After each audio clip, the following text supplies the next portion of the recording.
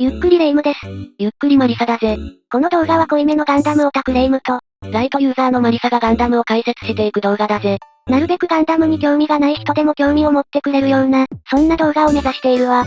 ぜひガンダムを好きになってほしいんだぜ。高評価とチャンネル登録もよろしくね。さて、今回は組織としてのマフティーが使うモビルスーツ、メッサーの解説よ。そして同時に、このメッサーを作った企業、アナハイムエレクトロニクスの解説もいっちゃうわね。というわけで前半で、メッサーとアナハイムのふわっと解説。後半は、私の思う、つまりアナハイム社とは考察でいこうかしらね。さあそんなわけで、前半戦、メッサーとアナハイム社のふわっと解説なのだけど、メッサーの活躍、すごかったわよね。そうなんだぜ。軽快な音楽から一気に様変わりしていく雰囲気。夜の街、妙に高音で耳に残る警告音。あっと思った時には、ペーネロペイが高速で迫ってきている、この臨場感。ワクワクしてハラハラしてドキドキして、たまらなかったんだぜ。痺れたし、かっこよかったんだぜ。地上に落ちてからも、グスタフを突き飛ばしたりと、かなり戦えてたわよね。メッサー強いんだぜ。ちなみにグスタフカールとの雑な性能比較はこんな感じよ。おお、さすがメッサーなんだぜ。互角の性能。しかも、装備も充実しているわ。おお、少し重くなるけど、爆撃タイプとか、ホバー移動ができるタイプとか、至れり尽くせり。とっても強くて充実したモビルスーツなのよ。たまらないんだぜ。かっこいいんだぜ。さすがメッサーなんだぜ。おかしくない？どうしてテロリストが、連邦の主力と互角の性能のモビルスーツを使えるの？国家と国家の戦争とはわけが違うのよ。米軍の最新鋭の戦闘機と互角の性能を、国を持たないただのテロリストが乗り回してるって考えたら、これどう考えても異常よね。確かに、おかしなことなんだぜ。そうなのよ。そしてそのおかしなこと、異常な事態の諸悪の根源が、アナハイムエレクトロニクス、という企業なのよ。そういえば、アナハイムって結局どういう企業なんだ？そうね。ここが宇宙世紀の世界だとして。そこにあるスプーンや、パソコンや掃除機やら、大抵全部アナハイム製よ。マジか。もともとは電化製品作ってた会社なんだけど、軍事産業にも関わってきて、いろんな企業を吸収しまくった結果、化け物みたいな企業に成長したって感じかしら。日本で例えるなら、ソニーが軍事産業にも参入して、いつの間にか三菱もトヨタも他もろもろの大企業を根こそぎ吸収してさらに大きくなった感じかしら。スプーンから宇宙戦艦まで、がキャッチフレーズらしいわ。これの一番最初の出所がちょっとわからないけどね。すげえ。ちなみに、アナハイムの専門学校もあるわ。すげえ。このアナハイムの何がヤバいって、昔戦争してた敵国の企業も吸収しちゃったから、ライバル不在になって、完全に独占状態になって、A と B が戦争した場合、A も B もアナハイムからモビルスーツを正式な手続きで購入して、使ってるってことになってるのよね。許されるのかそんなこと。普通に考えたら許されないわ。第二次世界大戦の時の、日本の冷戦ってあったじゃない？あれと似たような性能したのをアメリカにも売るねってやってたら国民ぶち切れると思うわ。そらそうだぜ。その逆でも良いわ。アメリカからしたら戦争相手だけど、自国の最新鋭の機体を、日本にも普通に売るねってやったらアメリカ人ぶち切れるわ。暴動もんだと思うんだぜ。いやほんとよ。ただ一応ね、これまでのアナハイムは、言い訳とかはやろうと思えばできたのよ。というと？まず、最初に敵味方双方にアナハイムが売り始めたのは、先行のハサウェイの時代から、20年近く昔の話よ。その時は怒られなかったのか？それがねまあ雑に言うと、この時の戦いって地球連邦の内乱なのよ。まあこれもまた雑に解説すると、宇宙には危険がいっぱい。地球を守るために宇宙移民者を徹底的に管理するぞ。っていう組織が連邦内部で結成されて、多分、目的だけなら後の歴史考えると正しいんだけども、戦術とかはすごいらしいんだけど、性格がやっべえ人が指揮権握っちゃってね。どんな人なんだ？まあこの人も、ガンダム作品に漏れず諸説ありって人なんだけど、昔、宇宙に住む人たちにひどい拷問受けたみたいで、ものすごい恨んでて、そうね宇宙に住む人を監視したり、制圧する場合、なるべく彼らが苦しむ方法を選ぶね。って人よ。まあそんなわけだからひどいレベルでやりすぎちゃって、さすがにちょっと君らおかしいよってことで、連邦内部でまた別の対抗組織ができた感じなのよ。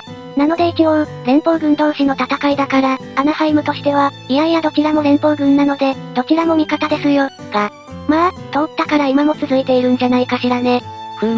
その次も、一応まあ、いや私はアウトだと思うけど、言い訳はできそうなものがあって、地球に隕石落とした、正真正銘の敵軍にモビルスーツ売ってたんだけども、ド直球でアウトでは？でもこれって一応、期間短いのよ。短いとどうなるんだ？連邦の敵にならず戦力を整えてる間は、一応表向きは普通のお客さんを装えるというか、うちらも騙されたんです。まさかあいつらがこんなひどいことするなんて思いませんでした。って、一応言えなくはないというか。まあ連邦のすごい上の方にも、いやいや彼がそんなことするわけないじゃないって人がいたわけだし。まあ、多分、結局アナハイム残ってるわけだから、一応許されたんでしょうね。その後も、アナハイムはあの手この手で、すいません。最新鋭のすっごいモビルスーツをテロリストに盗まれちゃいました。とかやってて、会社存続してるから。まあそれでも、とにかく言い訳というか、逃げ道は用意していたのがアナハイムなんだけど、これはちょっと無理よね。盗まれたとかいう言い訳とか一切なく、ただ偽装して普通に渡してるわけだから、連邦を舐めてるのかわからないけども、バレても言い訳たくさん用意していたアナハイムが、バレたら言い訳できないレベルでヤバいことに手を出しちゃったのが、このメッサーなのよ。そしてクシージーなのよ。そしてハサウェイたちは、そんなヤバい連中と一緒になってしまってるから、どうすんのかしらねこれ。って感じよね。言ってしまえばハサウェイたちは、連邦の闇を正すために、同じレベルかもっとヤバい闇と結託しちゃったのよ。どうすんだこれ。ほんとよ。器用だから、いろんなとこに売るのはあるとは思うのだけど、テロリストに売るはさすがにヤバいわ。さすがにもうやりすぎてるし、実はすでに連邦内部では、アナハイム切り離そうみたいな動きはあるから、じわりじわりとその時は近づいてはいるのだけども、ただ、その連邦内部にアナハイム派の議員も多数いるみたいで、かなり苦戦しているみたいね。ちなみにこの辺の話は、先行のハサウェイの18年後の物語、今ガンダムエースで連載中の F91 プリクエルで結構書かれてるわ。どんな話なんだ？劇場版の機動戦士ガンダム F91 の少し前から始まるのだけど、今のところは、アナハイムよりも良いモビルスーツ作ろう、な別会社の技術者チームの話がメインかしらね。ちなみに、前にも話したコミックウォーカーっていう角川のサイトで、1話が無料公開中よ。1話の時点で、アナハイムと連邦の関係とかが、結構がっつり書かれてるから、案外楽しく読めるかもしれないわね。とまあ、ふわっとしたメッサーとアナハイム社をまとめると、メッサーはすごく強い。グスタフ・カールと互角のモビルスーツ。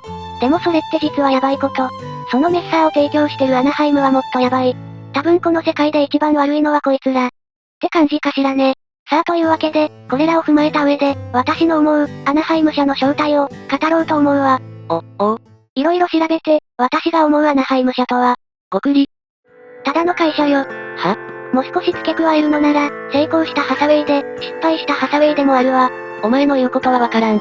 まあ、これは私も改めて調べ直して驚いたんだけどね。いや、調べたというか、手元に資料がないからウィキを頼ることしかできなかったのだけど、その上、後付けやら外伝やら漫画版やらの影響で、アナハイムが昔何をしていた企業なのかまで、複数説あるくらいなのだけど、一応、アナハイムが一番、悪いことしてたというか、死の承認をしていた時期なんだけど、敵にガンダム強奪されたり、偽装してプレゼントしたり、連邦からガンダム強奪したり、偽装してプレゼントしたりを繰り返してた時の一番偉い人の目的が、地球に住む人々をみんな宇宙にあげる、だったのよ。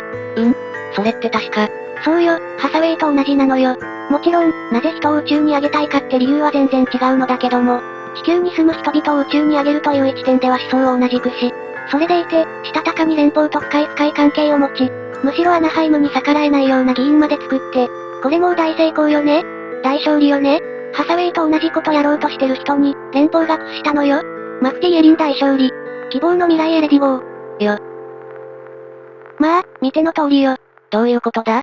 ここからは、想像でしかないのだけど、例えばよ、ハサウェイが本当に内部から頑張って変えようと動いたとして、そのための仲間暫定に、ガウマンやエメラルダがいるとしましょう。連邦は本当に巨大な組織よ。ここを変えようとするのなら、自分たちも大きな力が必要になるわ。そして、武力ではなく経済力を選んだのだけど、当然、連邦に大きな顔ができるほどにまで成長したアナハイムは、本当に大勢の人が働いているわよね。そしてそこに至るまでにかかった時間も、かなり長かったはずよ。その時には、ガウマンやエメラルダも結婚して子供がいるかもしれないし、志とは無関係に、大きな企業への就職と、安定した生活を求めて入社してきた人たちが大勢いるわ。そして、彼らはガウマンたちの部下として、真面目に働いて、彼らにも子供ができたり、ひょっとしたら孫もできたりと、仮にそうなっていたら、ガウマンもエメラルダも、自分たちの思想とは全然関係のない、真面目で善良な友人がいっぱいできてしまったでしょうね。つまり、アナハイムのトップに立った人の、いわゆる気高い理想は、大衆に飲み込まれたのよ。思想よりも、理想よりも、善良な社員を食わせていくために、その家族や子供たちのために、最優先が彼らの給料。つまり、お金になったの。そして、お金のためには会社の維持が優先になって、たくさんの社員を食わせていくために、会社を大きくしていって、あれを吸収合併し、これを吸収合併し、どんどん膨れ上がっていき、気がつけば人よりも会社が優先されて、お金のためならテロリストに最新のモビルスーツを譲渡するくらいになった、と私は考察するわ。つまるところ、気高い理想の慣れの果てって感じかしらね。一応思想の残りかすみたいなのはあるのよ。何かと宇宙側の味方するってのがまさにそこよね。でも、その宇宙側を徹底的に叩き潰す側にも、というかむしろそっちがメインのお客さんですって感じに、大きな取引をしているわけだから、理想よりも思想よりも最優先がお金ですっていう、ただの会社よ。まあそんなわけで、アナハイムの考察をまとめると、その先に俺はいるから止まるんじゃねえぞ。その先ってどこ？もう誰も俺を止められないとこまで来ちゃったんだけど、ここどこ？いつまで進み続ければよいの？ってなったのがアナハイムエレクトロニクスかしらねえ。その先か。止まるんじゃねえぞしてたら止められなくなっちゃったのよ。だって、止まったら山のようにいる社員と家族が職を失っちゃうからね。さて、今回はここまでかしらね。次回は何を語るんだ？何を語ろうかしらね。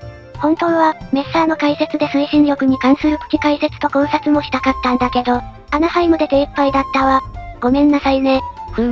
本当なら、地上での影響は主にジャンプ力と対空と加速、宇宙では移動を含めたほぼ全部に影響するから、ガチガチの比較は無理、みたいなところから話広げていくつもりだったんだけど、アナハイムの強大さに敗れたわ。